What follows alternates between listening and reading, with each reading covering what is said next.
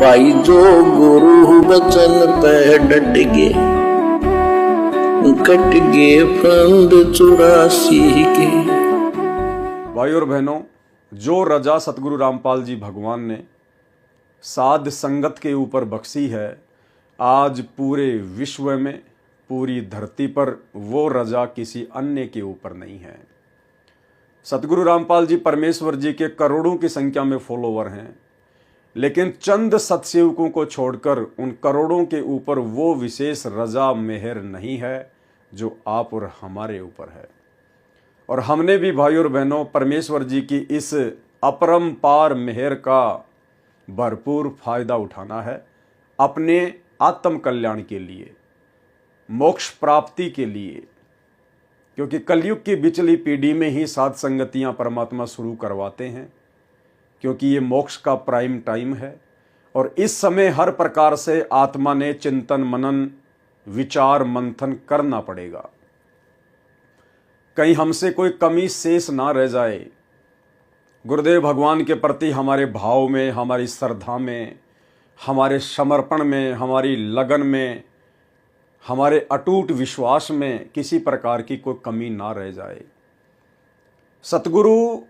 अपनी तरफ से भी पूरा प्रयास करते हैं इस जीव आत्मा को तृप्त करने के लिए, और अपने दास दासियों को निमित्त बनाकर उनकी भी सेवा लगाते हैं, ताकि साध संगति के माध्यम से गुरुदेव भगवान के ज्ञान के ऊपर विचार मंथन करके, चिंतन मनन करके ये जीवात्मा अपने आत्म कल्याण के प्रति किसी निष्कर्ष पर पहुंच सके। और निसंदेह भाई और बहनों, बरवाला कांड 2014 के बाद से आप और हम सभी आत्माओं ने जो साध संगति से जुड़े हुए हैं, हमने गुरुदेव भगवान की इस चिंतन मनन वाली विशेष रजा का भरपूर फायदा उठाया है, सैकड़ों की संख्या में साध संगतियां कर करके। अब वर्तमान में गुरुदेव भगवान ने दया बख्शी है, जो जो पुस्तकें गुरुदेव भगवान ने अपने कर कमलों से लिखी है या अन्य भगत भाई बहनों के द्वारा लिखी गई है,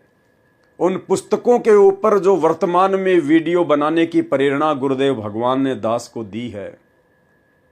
ये एक जबरदस्त रजा है गुरुदेव भगवान की, एक जबरदस्त वीआईपी मेहर है उनकी। इन पुस्तकों में परमेश्वर ने अध्यात्म से संबंधित वो गूढ़ रहस्य छुपा रखे हैं, जो गूढ़ रहस्य परमात्मा किन्हीं कारणवश, वो कारण चाहे आप और हम जीवों की छोटी बुद्धि को लेकर हो सकता है, जो रहस्य परमात्मा अपने सत्संगों में सार्वजनिक नहीं कर पाए, अब उन तमाम रहस्यों की जानकारी हमारे विश्वास को बढ़ाने के लिए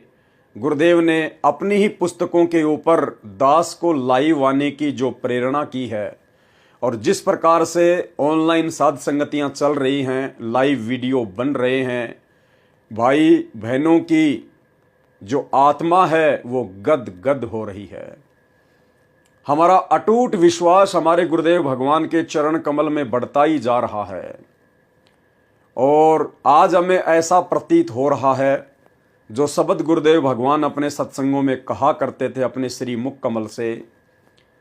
कि यदि मेरे भगत के सामने ब्रह्मा विष्णु महेश भी ज्ञान चर्चा के लिए आ जाए तो उन्हें भी मुंह की खाकर जानी पड़ेगी, उल्टे पांव उन्हें निरुत्तर होकर जाना पड़ेगा। तो भाई और बहनों, उसके लिए सबसे पहली जो बात है, जो जरूरी है, कि सबसे पहले तो हमें परमात्मा की पहचान होनी चाहिए। जब तक हमें भगवान की पहचान नहीं होगी, तब तक तो हम भक्ति पर लग ही नहीं सकते। लग गए तो उस विश्वास और दृढ़ता के साथ हम भक्ति कर ही नहीं सकते। करने भी लग गए तो हम सफल हो ही नहीं सकते। इसलिए अध्यात्म की सबसे पहली जो आवश्यकता है, अध्यात्म को शुरू करने के लिए, भक्ति को शुरू करने के लिए, आत्म कल्याण के लिए, वो है परमात्मा की पहचान। आज निसंदेह सतगुरु रामपाल जी परमेश्वर जी की पूरी संगत को ये तो ज्ञात हो गया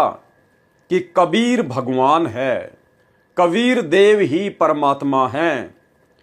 लेकिन 90% संगत को वर्तमान समय 2024 तक इस बात का पूरा पूरा ज्ञान नहीं है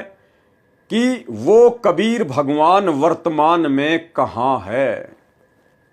इस बात की जानकारी, इस बात का ज्ञान केवल साध संगति से जुड़े हुए भाई बहनों के ऊपर हुई है। आज हमने सारे प्रमाण देखकर, हर प्रकार से जांच परख कर हम इस निर्णय पर पहुंच चुके हैं कि जिस कबीर के बिना हमारी आत्मा का कल्याण नहीं हो सकता, जिस कबीर का साक्षात्कार हुए बिना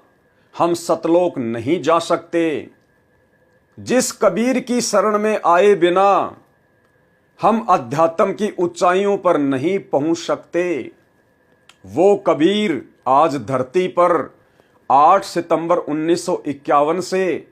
गांव धनाना, जिला सोनीपत, हरियाणा, भारतवर्ष की पावन भूमि पे प्रकट है। और उससे बढ़कर हमारा सौभाग्य कि आज हमें उस परमपिता परमेश्वर कबीर जी की, जो कि सतगुरु रामपाल जी के रूप में धरती पर विद्यमान है, प्रकट हैं, प्रत्यक्ष हैं, साकार हैं, आज हमें उनकी शरण प्राप्त। भाई जो गुरु बचन पे डट गए, कट गए फंद 84 के, कट गए फंद 84 के, कट गए फंद 84 के।